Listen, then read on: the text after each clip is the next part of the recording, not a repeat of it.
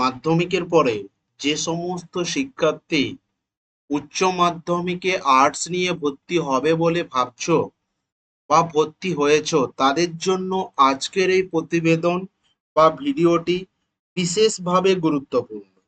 কেন গুরুত্বপূর্ণ সেটা ভিডিওটি তোমরা প্রথম থেকে শেষ অবধি দেখলে অবশ্যই বুঝতে পারবে।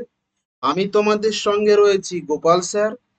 আজকে আলোচনার মূল বিষয়বস্তু হলো যে স্যার আমি আর্টসে ভর্তি হওয়ার সময় উচ্চ মাধ্যমিকে অর্থাৎ মাধ্যমিকের পরে একাদশ শ্রেণীতে কোন কোন সাবজেক্ট নেব বা কি কি সাবজেক্ট আমার ক্ষেত্রে সহজ হবে বা কোন সাবজেক্টগুলো নিলে অপেক্ষাকৃত কম পরিশ্রমে বেশি নাম্বার উঠে, সমস্ত তথ্য নিয়ে আলোচনা করব আমি এই ভিডিওতে।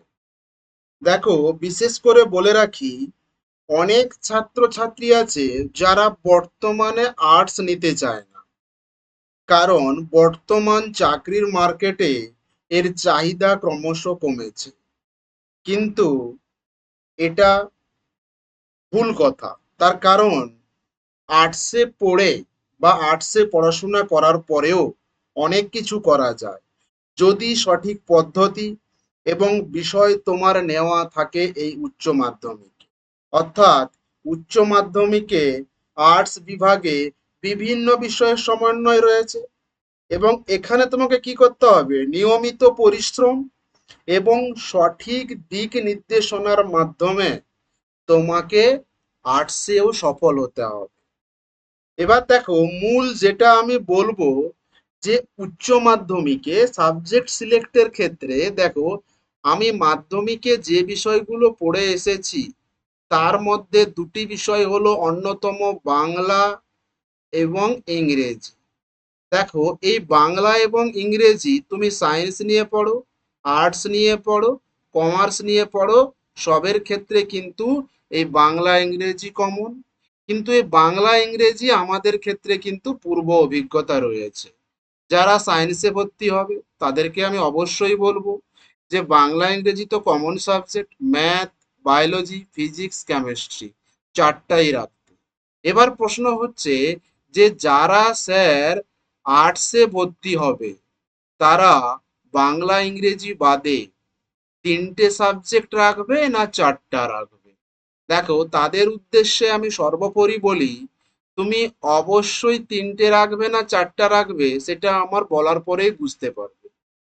তবে আমি সাজেস্ট করব যে তুমি তিনটে সাবজেক্ট রাখো। কেন তিনটে সাবজেক্ট? সাপোজ আমি বললাম তুমি কি কি রাখলে, না ভূগোল রাখলে, ভূগোল রাখলে এবং কি রাখলে, ইতিহাস রাখলে এবং তুমি কি রাখলে, না সমাজ বিজ্ঞান। বোঝা গেল? অথবা তুমি অন্য কিছু রাখতে পারো, এটা আমি জাস্ট এক্সাম্পল দিচ্ছি।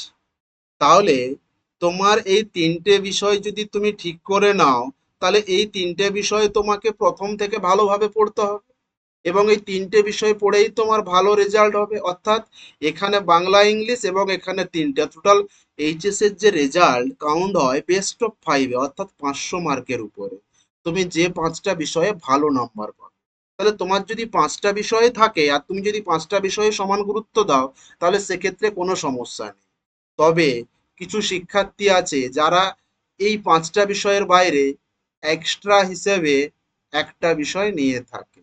ধরো আমি এখানে এক্সাম্পল বললাম যে তুমি কে নিলে, না সংস্কৃত নিলে। বোঝা গেল? এবার অনেকে কিন্তু এই যে 4 নম্বর সাবজেক্ট, যেটা ফোর্থ সাবজেক্ট, অনেকে মনে মনে স্থির করে নেয় যে এটা তো ফোর্থ সাবজেক্ট, এটাতে আমি ভালো করে পড়বো না, ও মোটামুটি থাকবে, এটা মোটামুটি সঙ্গে থাকলেই হলো, ও টেনে টুনে পাস করে গেলেই হলো। তো দেখা যায় প্রথম থেকেই ফোর সাবজেক্টেই অবহেলা করতে শুরু করে। দেখো, তুমি চারটা সাবজেক্ট তখনই নেবে যদি চারটাতেই সমান গুরুত্ব দাও। তারপরে কোনটায় বেশি পাবে কোনটায় কম পাবে সেটা পরের ব্যাপার। কিন্তু তুমি যদি মনে মনে প্রথম থেকে ডিসাইড করে নাও যে 4 নম্বর সাবজেক্ট আমার এটাই হবে, এটাই ফোর্থ সাবজেক্ট, এটা ঠিকঠাক পড়বো না, তাহলে আমি সেক্ষেত্রে বলবো তুমি চতুর্থ নম্বর সাবজেক্ট তোমার নেওয়ার দরকার নেই। কারণ তুমি তো মনে মনে ঠিকই করে নিয়েছো। তাহলে তার প্রতি তুমি অবহেলা দেবে। আর অযথা যদি তুমি চার চার নম্বর সাবজেক্ট যদি তুমি অযথা নিয়ে থাকো, তাহলে তোমার অ্যাডমিশন ফিস বেশি দিতে হবে, তোমাকে তার জন্য বই কিনতে হবে, কিছুটা হলেও সময় তার প্রতি ব্যয় করতে হবে। যদি সেই সাবজেক্টের প্রজেক্ট প্র্যাকটিক্যাল থেকে থাকে, তার প্রতিও সময় ব্যয় করতে হবে।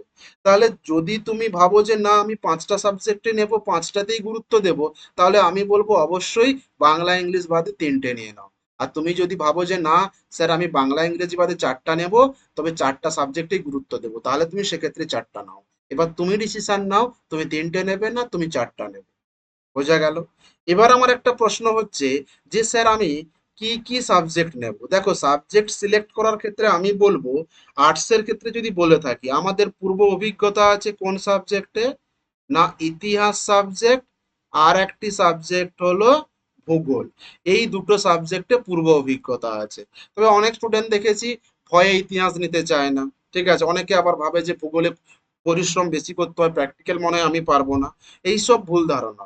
আমি তোমাকে বলবো, যদি তোমার ইতিহাস ভূগোলের মধ্যে যেটা ভালো লাগবে অবশ্যই এদের মধ্যে একটা সাবজেক্ট রেখো।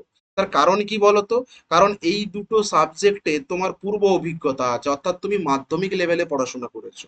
বোঝা গেল? এবার যদি ভূগোলে বলি একটু বেশি অ্যাডভান্টেজ, তার কারণ এখানে 30 নাম্বার তোমার প্রজেক্ট এবং প্র্যাকটিক্যাল মিলে রয়েছে ভূগোলে। এই 30 নাম্বার কিন্তু তোমার নাম্বার স্কোরিং এর ক্ষেত্রে অনেকটাই বেশি অ্যাডভান্টেজ, তার কারণ এটা স্কুলের হাতে থাকে। দেখা যায় যে মোটামুটি এখানে স্টুডেন্টগুলো ভালোভাবে প্র্যাকটিক্যাল করে, এবং এখানে 30-এর 30 সাধারণত প্রত্যেকটা স্কুলের স্টুডেন্টরা পেয়ে যায়। বোঝা গেল? এবার হচ্ছে স্যার বাকি সাবজেক্ট কিগুলো নেব, দেখে নাও একটু। তোমাদের সাবজেক্ট সিলেক্ট করার ক্ষেত্রে উচ্চ উচ্চ মাধ্যমিকের পর্ষদ থেকে সেট 3 রয়েছে, অর্থাৎ এই সেট 3 থেকে তোমাকে যে কোনো তিনটি বা চারটি সাবজেক্ট সিলেক্ট করতে হবে। সাবজেক্টগুলো দেখে নাও একবার।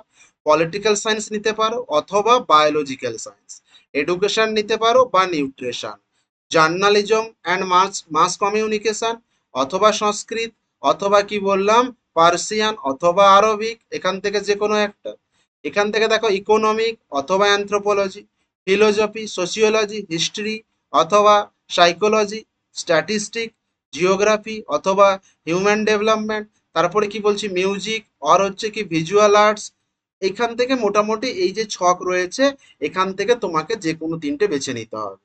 এবার আমি বলে দিই, স্কুলে ভর্তির ক্ষেত্রে স্কুলেরও নির্দিষ্ট কিছু গাইডলাইন রয়েছে।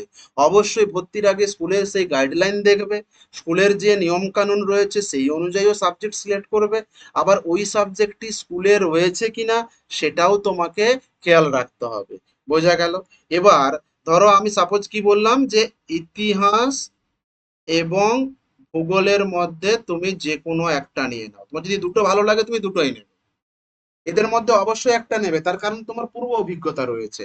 এবার আমি তোমাকে বলি, এখানে দেখো অনেক সাবজেক্ট আছে, যেমন ধরো এক্সাম্পল বলছি রাষ্ট্রবিজ্ঞান, শিক্ষাবিজ্ঞান, সমাজবিজ্ঞান, দর্শন। এগুলো কিন্তু সম্পূর্ণ নতুন সাবজেক্ট। তো যদিও নতুন, এখানে অনেক সাবজেক্ট আছে যেগুলো কিন্তু অপেক্ষাকৃত কম পরিশ্রম করে ভালো নাম্বার তোলা যায়। যেমন যদি বলি আমি সংস্কৃত, এডুকেশন, ফিলোসফি, রাষ্ট্রবিজ্ঞান, সমাজবিজ্ঞান, এই বিষয়গুলো। তা বলে যে আমি এতগুলো বিষয় বললাম তুমি সবগুলো বিষয় রেখে দেবে তা কিন্তু নয়। এবার তোমাকে সাবজেক্ট নির্বাচনের ক্ষেত্রে দেখতে হবে যে স্যার আমি ভবিষ্যতে কোন সাবজেক্ট নিয়ে এগাবো, ভবিষ্যতে কোন সাবজেক্টটা তোমার ক্ষেত্রে অধিক কার্যকরী, কোন সাবজেক্টটা তোমার ভালো লাগে বা ভালো লাগতে পারে বলে মনে হয়। তো সেই হিসেবে তুমি সাবজেক্ট সিলেক্ট করবে। আমি বলে দিলাম যে তুমি এখান থেকে অবশ্যই ভূগোল নাও, এখান থেকে ফিলোসফি নাও, এখান থেকে তুমি হিস্ট্রি, বা এখান থেকে তুমি কি বলা যায়, এখান থেকে তুমি সংস্কৃত নিয়ে নাও বা শিক্ষা বিজ্ঞান নিয়ে নাও, সেটা কিন্তু নয়। যেমন এক্সাম্পল বলছি, যদি স্কুলে কম্পিউটার অ্যাপ্লিকেশন থেকে থাকে, তাহলে তুমি কম্পিউটার অ্যাপ্লিকেশন রাখবে, আমি বলছি রাখবে, কারণ এখানে অপেক্ষাকৃত বেশি নাম্বার ওঠে। বুঝতে পারলে? এছাড়াও সাবজেক্ট সিলেক্টের ক্ষেত্রে যে কথাগুলো মাথায় রাখবে আরেকবার আমি বলে দিচ্ছি।